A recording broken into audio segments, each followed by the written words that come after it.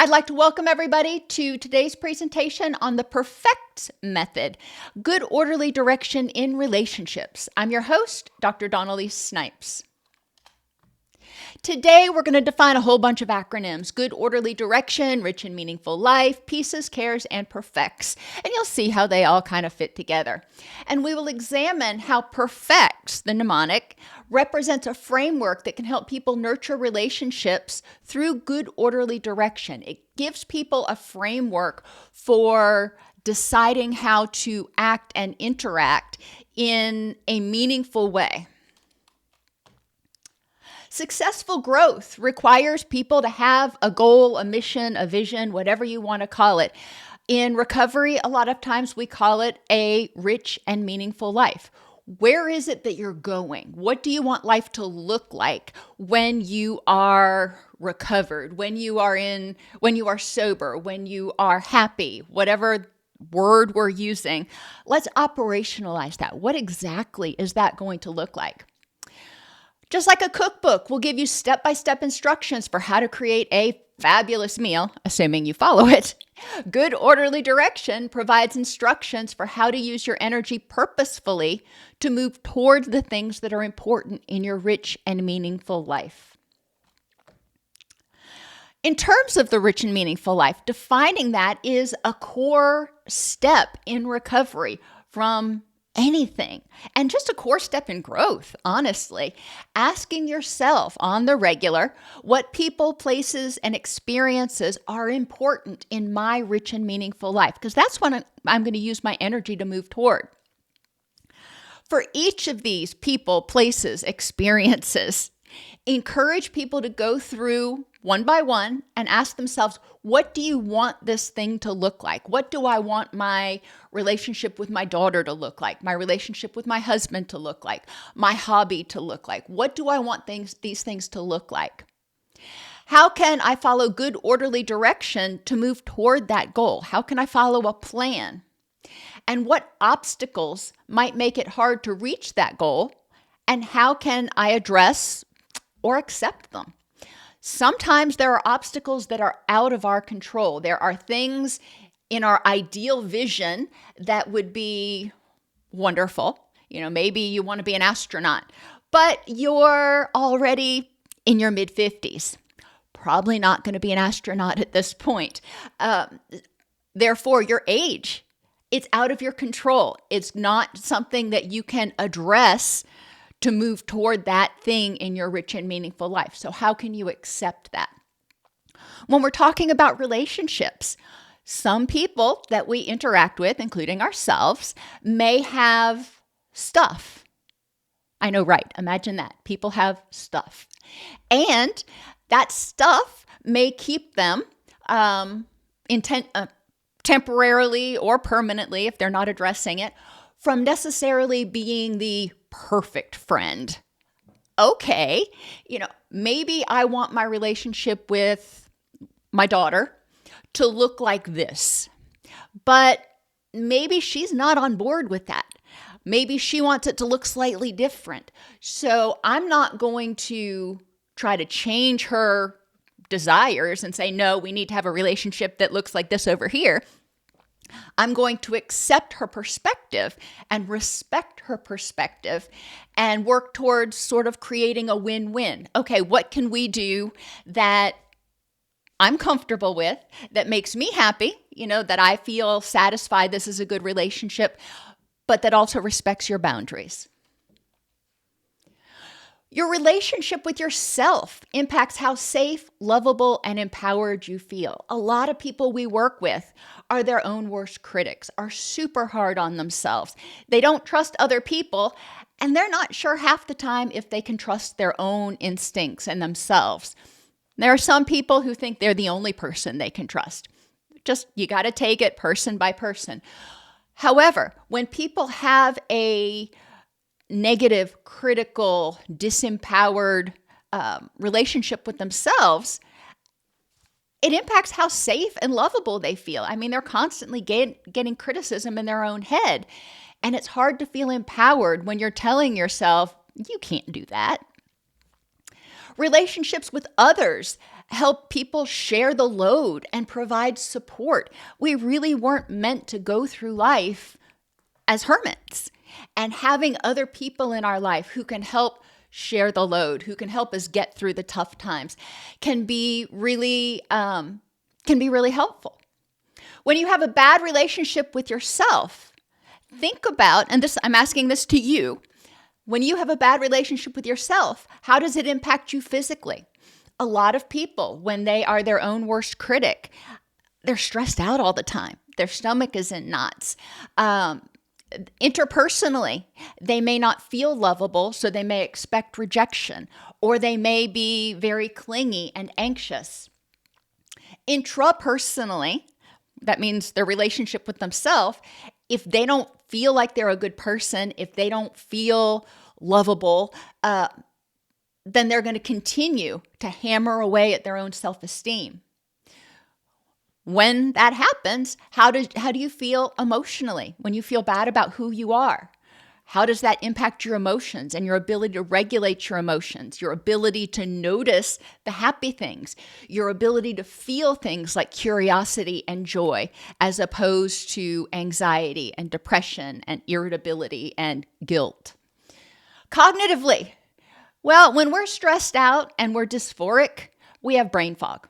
When our stress response is active, it negatively impacts our ability to use our executive functioning, and it also makes us hypervigilant to threats in the environment, which further makes us feel anxious and unsafe.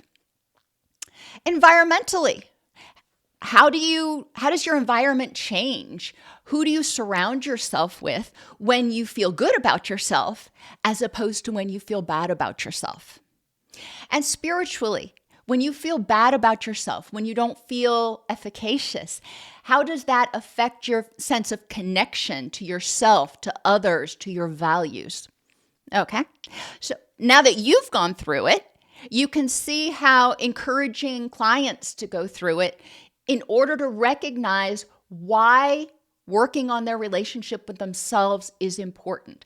A lot of people have been told that working on your self-esteem is gluttonous, is narcissistic, is throw in some sort of punitive word.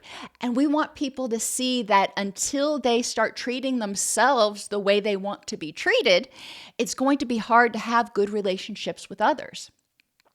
Likewise, you can go through that same pieces list, how your relationships with others impact all pieces of your life. Physically, let's go with good relationships. If you've got good relationships with others, how does it help your stress level? How does it help you, your energy level? How does it help you in how you feel about yourself and how you interact with others? How does it help you emotionally and mentally and environmentally and spiritually when you've got good relationships with one or more other people? Not everybody has 30 friends. Some people have one or two really close friends, and that's just fine. But it is important to, in most cases, to eventually have someone that you can kind of lean on sometimes. Now, perfects, I've mentioned that a bunch of times, but I haven't defined it yet. We're getting there.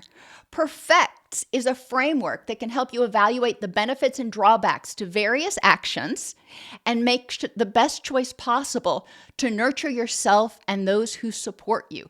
The more you feel safe, loved, efficacious, and supported, the more energy you'll have, the more courage you will have to step out of your comfort zone and recognize that if you fail at something, you failed at something. It doesn't mean you're a failure as a person, and you can come back to that safe home base and still be loved. Said another way, perfects helps people follow good orderly direction toward their rich and meaningful life. Think about that recipe book. It is a step-by-step process. Now, the Perfects framework stands for Prudence, which when we act prudently, that means we've stopped, we've assessed the situation, we've gathered knowledge, and then based on that knowledge and what's important in our rich and meaningful life, we've applied that knowledge and made a decision on how to act in the best way possible. So prudence is kind of a complex thing, but a lot of people have difficulty practicing the pause. They are on autopilot constantly. They are reactive. They are impulsive. They are stressed out. So when something happens, there is no, is this the best choice to make right now? Is this the best use of my energy? No, they go from 0 to 250 and they're trying to fight or flee. Prudence helps us recognize how important it is to reflect on, is what I'm doing now moving me closer to or further away the things that are important in my rich and meaningful life. E stands for endurance of hardships. When we experience distress, physical distress, emotional distress, interpersonal distress, what's our knee-jerk reaction? Generally, make it stop. However, that's not the prudent response most of the time. As long as you're objectively safe, sometimes we need to endure distress for a minute. We need to sit with it. We may not be able to change it. We may need to wait for it to pass. It depends. However, learning how to sit with distress instead of having to make it go away is exceptionally helpful. Respect for self and other, self-explanatory. Forgiveness of self and other. Earnestness in all that you do. So do what you say and say what you mean. Compassion for self and other. Truthfulness with self and other. And selflessness, get this, selflessness to the extent that it does not cause harm to self or other. You're respecting your own boundaries. I am happy to give. I am happy to volunteer. I am happy to help as long as it isn't sucking the very life energy out of me constantly. Now, every once in a while, you're going to have a friend that's in a crisis and, you may put aside some things so you can be there for them. But that is the exception, not the rule.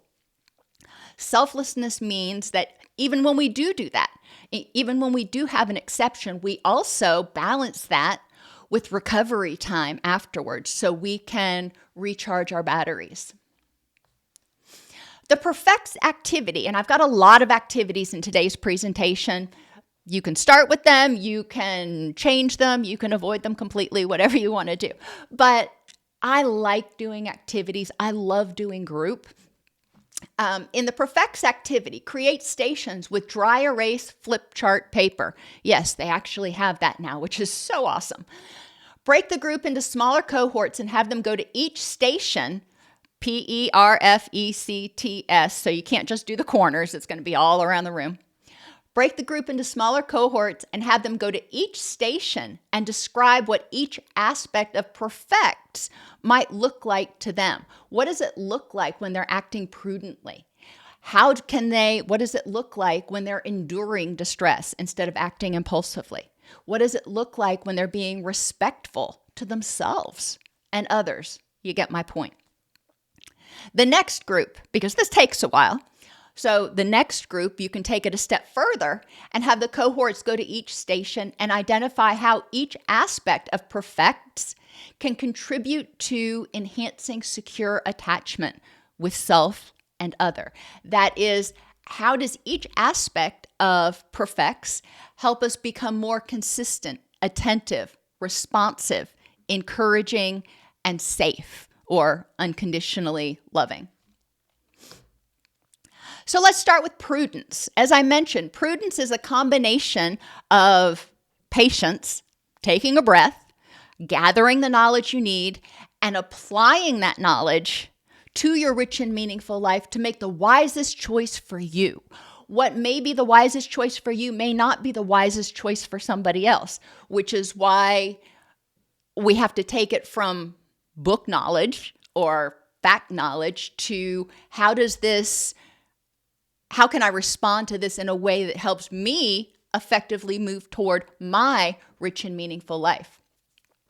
So patience means pausing to collect knowledge. We're not going to be impulsive. We're going to talk about the pause under endurance. Celebrate progress. How many times have you been impatient with yourself, or have clients been impatient with themselves because they're not getting better fast enough, or it's not working, or they had to step back? Patience means celebrating progress and not searching for or expecting perfection. Knowledge. Now once we have patience, we're taking a breath, getting into our wise mind. We're becoming mindful of distress early warning signs. If we wait until we're completely spun up, it's going to be a lot harder to turn off autopilot, down-regulate, get into our wise mind. Is it possible? Yes. Is it harder? Yes. Becoming knowledgeable of what anxiety, what anger, what depression looks like in that person early on so they can notice it. I remember when my kids were little and we would be shopping somewhere. And, God bless them, they were sweet, but they were energetic little kids. And I don't think I went through an entire shopping trip a single time without just repeating to myself half a dozen times, God grant me patience, and taking a deep breath. I was aware that I was starting to get frustrated, but I took a breath because that allowed me to put space there and recognize they're being happy kids. They're not being bad. They are not being obnoxious. They're just being energetic. Mindfulness of early distress signs. That can be a homework assignment for an entire week, having people just become more aware of what do I feel like? Where do I feel it first when I start getting anxious? The next is seek to first to understand the situation and self or others' perspective or perception. What's going on?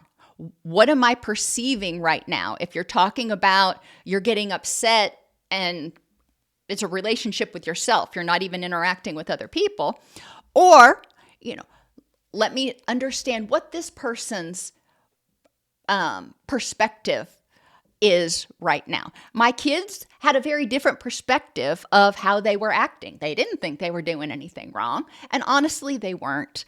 And that's when it becomes important to take that other person's perspective. When Sally reacts a certain way, I may not understand why, because to me, it's not a big deal. To her, it is a big deal. So why? What is her perspective that is impacting how she's responding? Recognize your part in it, because generally, even if it's your relationship with yourself and your own self-talk, you've got a part in it. Identify needed skills, resources, and actions to address the situation, and recognize the impacts of the problem and the solutions on all parts of your rich and meaningful life. When we're dealing with our relationships with other people, all of us have our own stuff. All of us view every single interaction through the lens of our own stuff. And a lot of relationship stuff and relationship building begins with prudence, acting prudently, instead of, for example, automatically taking it personally. And then wisdom. Once you have all that knowledge, apply the knowledge to the situation in a way that helps you most purposefully move toward your rich and meaningful life. Now, just think about how being prudent, taking a beat, getting the facts, and evaluating your options before acting, how does this enhance consistency? Well, when you're impulsive, you may be Jekyll, you may be Hyde, who knows? You're just reacting. When you are prudent, you're going to react generally the same way most of the time to the same stimulus. You're being responsive. When you're patient, you are acknowledging what's going on. You're gathering the information. You're problem solving. And then once you have wisdom, you're encouraging yourself to take the next most logical step or most prudent step toward your rich and meaningful life, whether it's in your work, in your relationships, whatever. You can do prudence stations. Put up stations for physical, interpersonal, emotional, cognitive, and environmental. Have the cohorts visit each station and answer, how does prudence help you? How does not being impulsive help you? And you can look for responses under physically, such as it reduces wasted energy because I don't have to do it over again or apologize after I bite somebody's head off. Or it can reduce stress and tension. Interpersonally, between you and somebody else, and intrapersonally, between you and your own self, it can improve self-esteem and efficacy. It can improve relationships with others. It can improve communication skills. Now, these are things that you're going to hold back. These are things that you can use as prompts if people get stuck or don't quite know what to put there. But these are the types of responses you're looking for. Emotionally, prudence generally reduces distress. Now, acting impulsively in the short term can reduce distress because it pushes away the threat, or you flee from the threat. But in the long term, good orderly direction, in the big scheme of things, it often causes more distress when you act impulsively. So prudence can reduce distress and increase curiosity and motivation. When I start taking other people's perspectives, when I start getting curious about why is my son reacting this way when I expected him to react that way? What's going on? What's his perspective? Then it's easier to get curious. When we're curious, when we're motivated, when we are not feeling defensive, it's easier to engage that executive functioning. Cognitively, responses can be things like reduce brain fog and enhance awareness of FITCAT, facts in this context at this time. Contextual cognitive behavioral therapy, I love it because everything is context dependent. What may feel safe when you're at home may not feel safe when you're at the grocery store. What's appropriate behavior at home may not be appropriate behavior at the grocery store. It's context dependent. Environmentally, look for answers like increasing awareness of your vulnerabilities and triggers so you can prevent unnecessary distress. Vulnerabilities are those things that make you more likely to be triggered. Sometimes when you're not vulnerable, when you're well rested, fed, not in pain, all that stuff, life can hand you lemons and you make lemonade. It's no big deal. But other days, life hands you those same lemons and it feels like they squirted the juice right in your eye. And those are the days that you probably had pre-existing vulnerabilities. Being aware. None of us has an A day every day. Helping people recognize how important it is to be knowledgeable, but to be aware of their vulnerabilities in the moment and how that impacts their responses is important. And then spiritually, how does prudence help you feel more connected to those around you and your values? Generally, when we act prudently, we're acting in accord with our values. When we act impulsively, it's kind of a crapshoot. I feel better about myself when I make mindful, prudent decisions. Prudence practice, another activity, knowledge of and tools to address impulsivity. Help people recognize that vulnerabilities in all pieces of life impact our self-esteem and relationships with others and ability to follow good, orderly direction.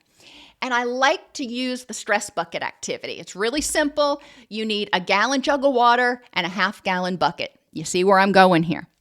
Have people add water to the bucket representing their vulnerabilities proportionally with how much space they have left to deal with life on life's terms. So if Sally is doing this and she didn't get much sleep, she may pour some in the bucket. And she's not feeling well today. Well, she may pour quite a bit in the bucket because she's like, oh my gosh, this is killing me today. If she's in pain, she may pour more into the bucket. So then by the time she's finished filling the bucket with the stress from her vulnerabilities, then you see how much room is left to deal with life on life's terms. And it can help people understand why they may be less prudent or more impulsive on days when they're more vulnerable. We can't prevent all vulnerabilities, but when we're feeling reactive, when we're feeling stressed out, vulnerable, whatever word you want to use, it's important to have strategies to manage that so we don't inadvertently act impulsively. We want to help people recognize, I already did that, sorry. Chaining is the shout out list. Ask your group, have pieces up there: physical, interpersonal, emotional, cognitive, environmental. What vulnerabilities increase your impulsivity? And I call it the shout out because it's the whole group and they just shout out, physically. What vulnerabilities increase your impulsivity? Sleep deprivation, pain, sickness, being hangry. We can just go down the list. People start recognizing that they share similar vulnerabilities. And what strategies can you use when you are sleep deprived and hangry, for example, to increase prudence? Maybe you can't get a snack right now and you can't take a nap. What can you do to increase your what's the most prudent step to take right now? For me at work, for example, I'll shut my door so I am not interrupted as much. I don't deal with interruptions well normally, but when I am vulnerable, I really tend to get stressed out by a lot of interruptions. Impulsivity and autopilot. Asking people, when you've been impulsive or acted on autopilot, how often has that been effective? Sometimes it has been, no doubt, in the short term. What about in the long term? How often has that been effective at helping you move toward relationships that you need, that you're proud of, being the person that you want to be in your rich and meaningful life? Ask them to give you a general percentage, 30% of the time, 10% of the time, I don't know. And how often has being impulsive resulted in regret and harmed your relationship with yourself or others? Help them see the balance. Encourage them to practice the pause. I have a drop the rope activity where we will talk about something, and when people start getting charged, they drop the rope. And dropping the rope is their demonstration of practicing the pause. It's calling attention, being aware of, hey, I'm starting to get stressed. I'm going to let this go right now. Can't deal with it. You can have them develop a mantra when they notice they're starting to get distressed. First, they've got to stop, but then they can repeat a mantra to themselves. They can distract themselves, turn their attention to something else, or they can get grounded by noticing 5 things in the environment that they see. If they're in an active discussion, encourage them just to inhale, take a minute to think. They can validate the feeling of the other person and possibly even ask for suggestions. So inhale. All right, I can see that this is really upsetting to you right now. What do you think the best strategy might be to move forward? Or what is it that I can do to fix this situation from your perspective? That gives me, the recipient, a chance to downregulate and hear what that person has to say and get into my wise mind instead of getting in a back and forth escalation. Encourage patients to rehearse practicing the pause and downregulating, getting into that place where they can get clear-headed. Encourage them to envision conversations with partners, coworkers, or even customer service people, anywhere or any types of people with whom they are sometimes triggered.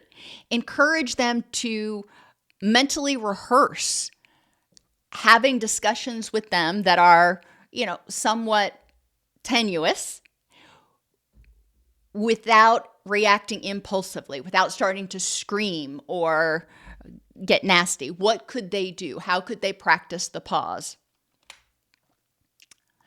The opposite of endurance is impulsivity. How does endurance enhance our consistency? Again, if we are enduring something, we've downregulated. We may not be completely downregulated, but we're not spinning up, and we're more able to access our wise mind. It's responsive. When we're enduring, we're doing what we need to do to get through. An endurance runner, it doesn't mean it's easy for them to run a marathon, but they know what they need to do to push through the pain, to tolerate, to manage the pain, and that it won't overwhelm them. Encouragement. When we endure hardships, we start to recognize that, hey, that really sucked, and I got through it. I can do this. I can tolerate this. It sucks, but I can. And it provides a sense of safety because it recognizes the individual power that people have. Endurance means developing tools to downregulate and endure your own distress. It means allowing yourself and others space to be unhappy. Oh, that's hard. When my children were unhappy, it was so hard not to try to just jump in and fix it. It was hard to let them sit with it. It was hard to see them struggle. And sometimes they needed to in order to build their own skills. They could do it on their own. I needed to be there to be supportive, provide that scaffolding. But for many of us, we don't like seeing other people suffer. And jumping in is kind of a violation of boundaries when we try to take away somebody's grief, when we try to take away somebody's feelings. They can release those feelings when they feel ready. Endurance means accepting hardship as a pathway to peace. If you're in recovery circles, you know this is part of the serenity prayer. But what it means is accepting hardship, enduring difficult situations, and recognizing that we can do it. It's much more, you feel more peaceful. You feel safer when you recognize, hey, I'm able to get through this. And persevering toward your rich and meaningful life despite distress. Thinking about that marathon runner, mile 6, mile 15, there are places where they start to run out of gas. It starts to hurt. How do they persevere? How do they endure the hardships, endure the distress to get to the end point? Endurance skills. You have the ABCs. Accept it is what it is in the moment. We can't change it. It's not good. It's not bad. It just is. Breathing. Slow your breathing. C stands for call a friend. And S stands for seek safety. Sometimes you just feel unsafe. And as long as you feel unsafe, your stress response is going to stay activated. You're not going to downregulate as easily. Now, sometimes accepting, breathing, and calling a friend can help you feel safe. But other times, maybe not. Other times, maybe you need to get somewhere where there is no stimulus, where there is no input, and you can just get grounded. Distress tolerance skills. Be kind. When I talk to patients, especially young people, I talk about bees. Now, if you're deathly allergic to bees, this doesn't apply because that's a life-threatening situation. But as long as you're not, when a bee lands on your arm or a wasp lands on your arm, what's the first response that a lot of people have? Swat it off. Well, when you do that, what's likely to happen? The bee or the wasp is likely to sting you. It's likely to come back and bite you in the butt, so to speak. Same thing is true when we act impulsively. Be kind, and yes, I know I've got 2 E's there. It was intentional. Means letting the bee sit on your arm until it's good and ready to fly away. You're not making it feel threatened. You're not attacking it. You are just letting things unfold as they need to. And sitting with that distress can be challenging at first, but then once you get used to it, and recognize that you can do it and it actually does have a better outcome, it's comforting. Urge surfing, this is a DBT 101 thing. Recognizing that urges come in like waves and leave like waves. They're not going to stay there forever. Developing Distress tolerant thoughts. What can you tell yourself in these situations? Not, I can't handle this, I can't do this, I'm going to die, but I can get through this. It sucks, but I can get through this. I do have the resources. There are things, whatever the person's going to tell themselves, have them write it down or record these distress tolerant thoughts. So when they are spiraling, when they are distressed, they can either read them or listen to them to help them get grounded again. Don't wait until you're in the throes of a quandary before you're trying to figure out what your distress tolerant thoughts are. That's a beginner's mistake. Distraction. Turn your attention to something else. Intentionally look at something else. Whether it is the birds outside, whether you change your setting, you go on a walk, turning your attention away from the threat tells your hippocampus that, maybe we don't need to focus on this right now. It allows your brain to focus on something that's not triggering the stress response, so you start to naturally downregulate. Embrace the dialectics, the good with the bad. This that I'm going through right now is super duper stressful, and I wouldn't trade my relationship with this person for the world. So yes, this situation with my friend right now is really stressful and, making me want to pull my hair out, but they bring a lot of joy in my life. They bring a lot of happiness to my life. So I will accept the good with the bad. And that also can help balance it out. So you see, it's not all stress. You can see all the good that relationship, that thing brings in your life. And then for those of you who are more cognitive, feel. What are the facts in this context? What are the exceptions to the worst case scenario? What are alternate explanations for why this might be happening? And what is the likelihood that this is going to end in catastrophe?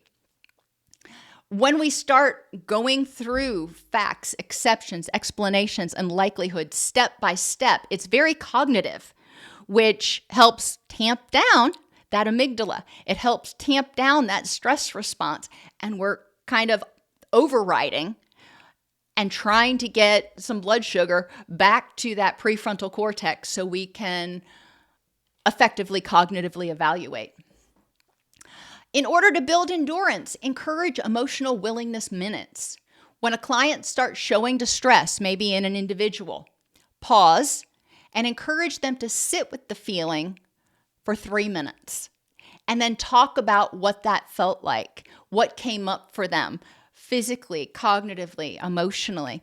If you do it in group, if somebody gets really upset in group, you can talk with them about what it felt like to sit with that feeling.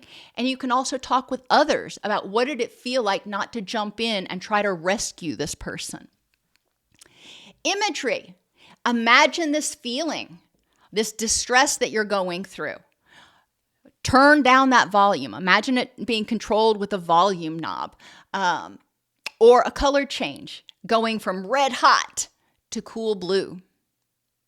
You can do bucket sorting. If you're talking about, if this is on relationships, a relationship. What parts of this relationship or this situation are in my control? And I'm going to put those things in this bucket. And what parts of this situation or relationship are out of my control? Which can help people recognize that there's very little that's 100% in their control. And another one, I misspelled sit, but have people do a wall sit where they slide down on the wall and get their thighs parallel to the floor. After about 30 seconds, that's really daggum uncomfortable. Or put their hands in an ice bucket. Again, after about 15 seconds, that's pretty daggum uncomfortable. But encourage them, if you're so desiring to, if they're willing, to endure that distress for a brief period. Don't have them leave their hands in the ice bucket for 20 minutes until everything goes numb. That's, not the point.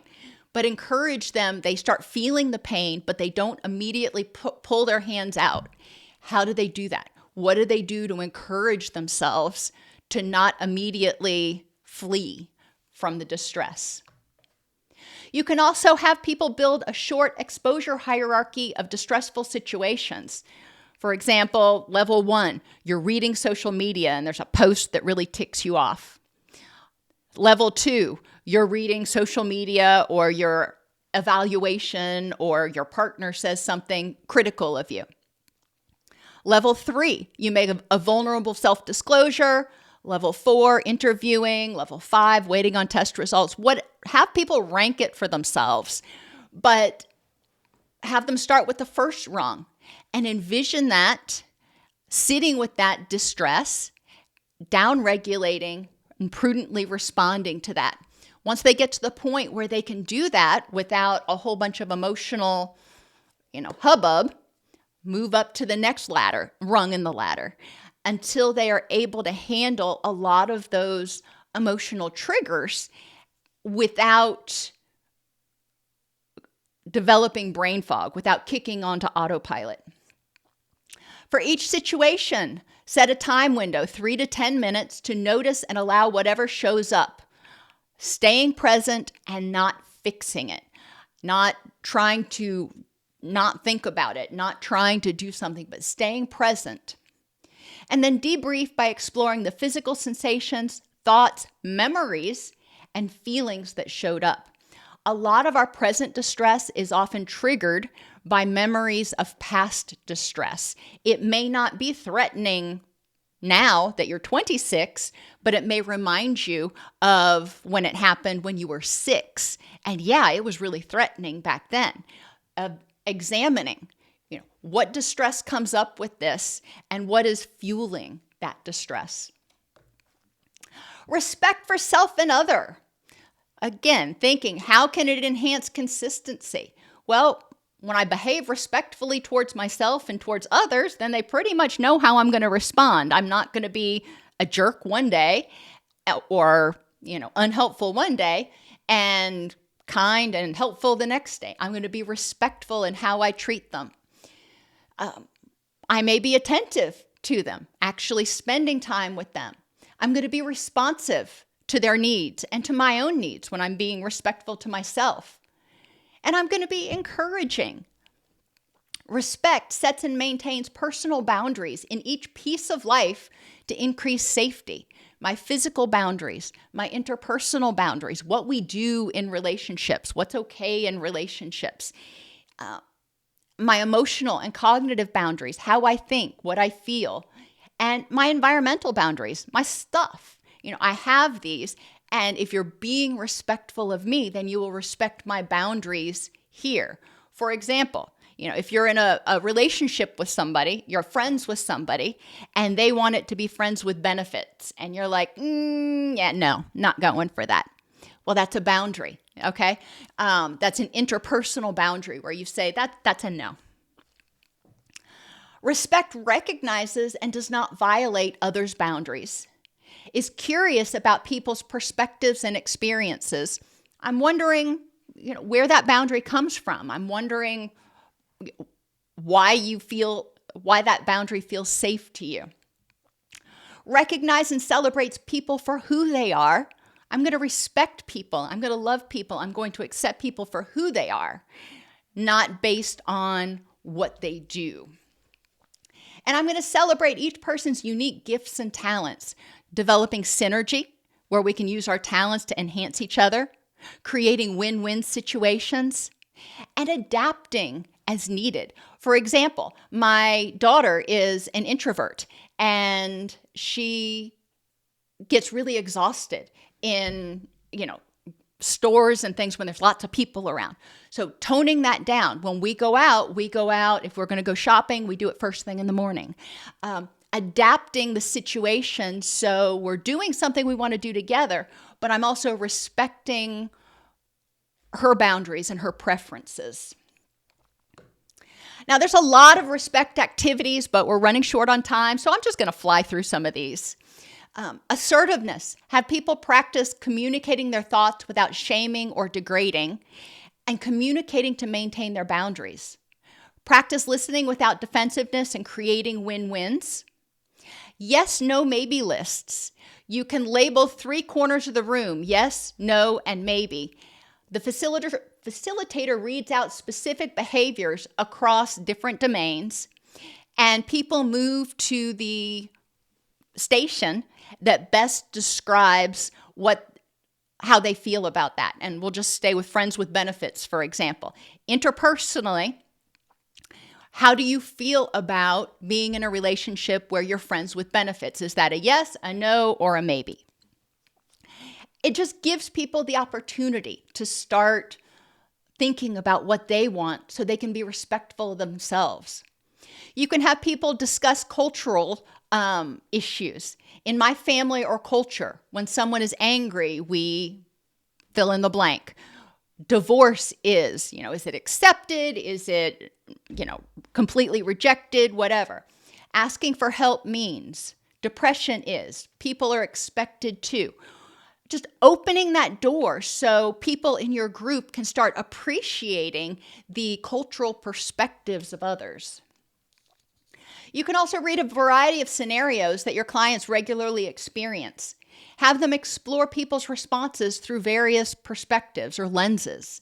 For example, how would someone who grew up in a culture that emphasizes interdependence versus independence possibly respond in this way? Maybe, divorce. How would one respond versus the other?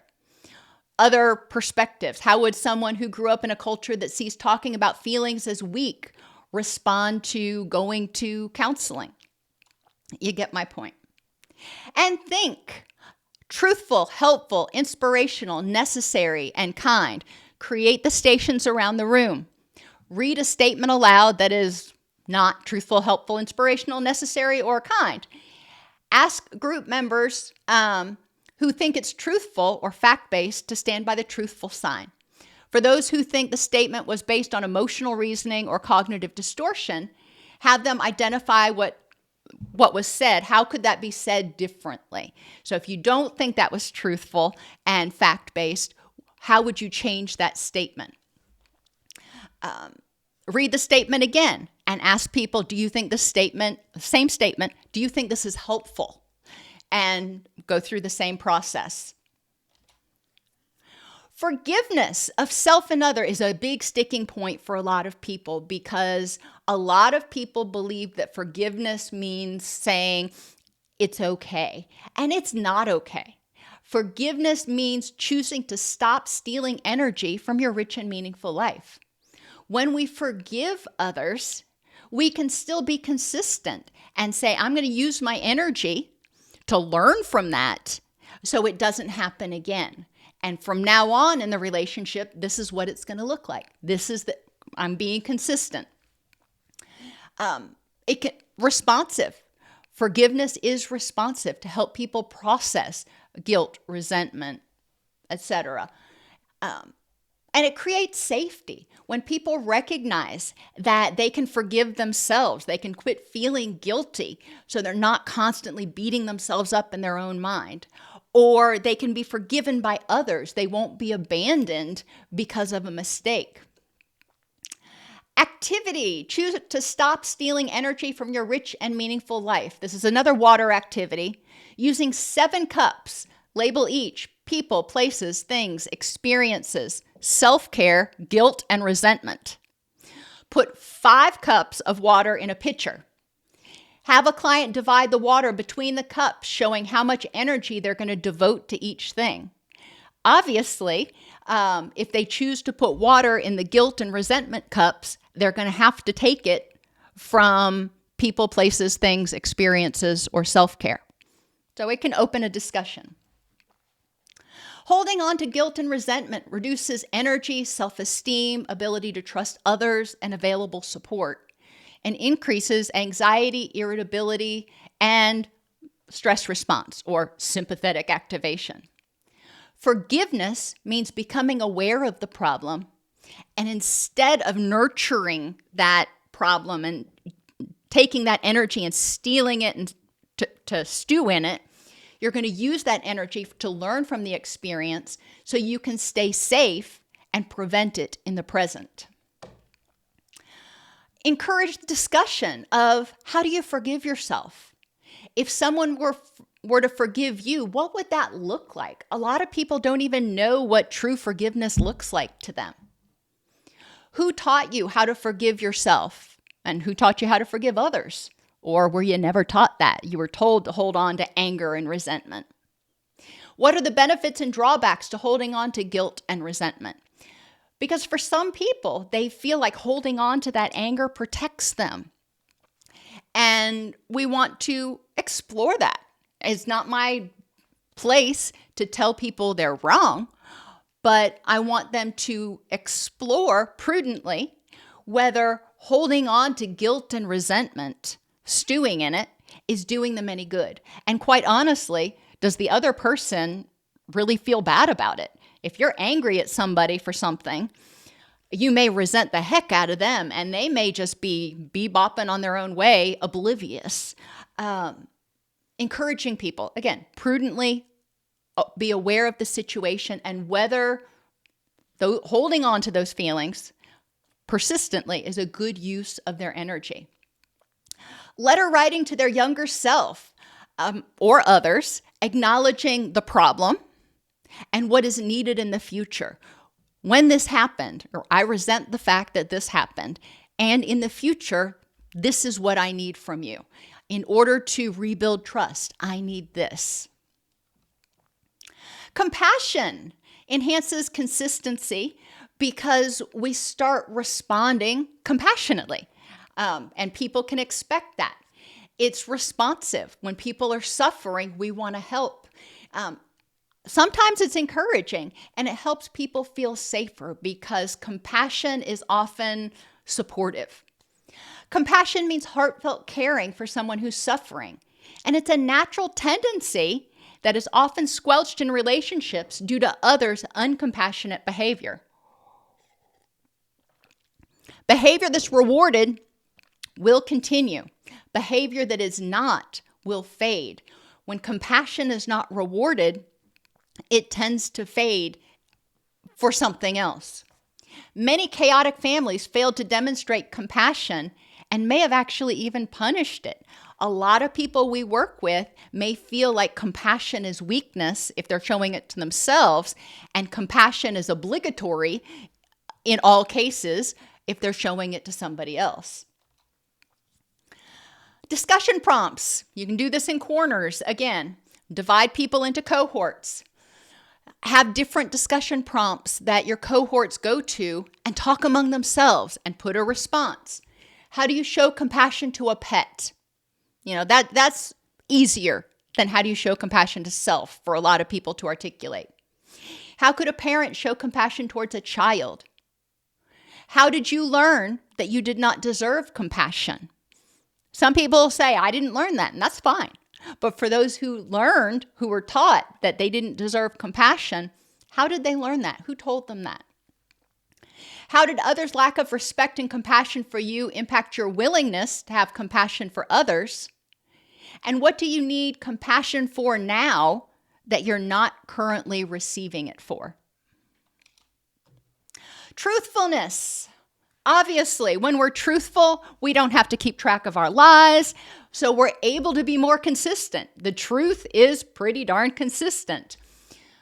We can be more responsive to people when we're telling the truth because we're not having to try to figure out, how to avoid telling them this and what have you, keep our story straight.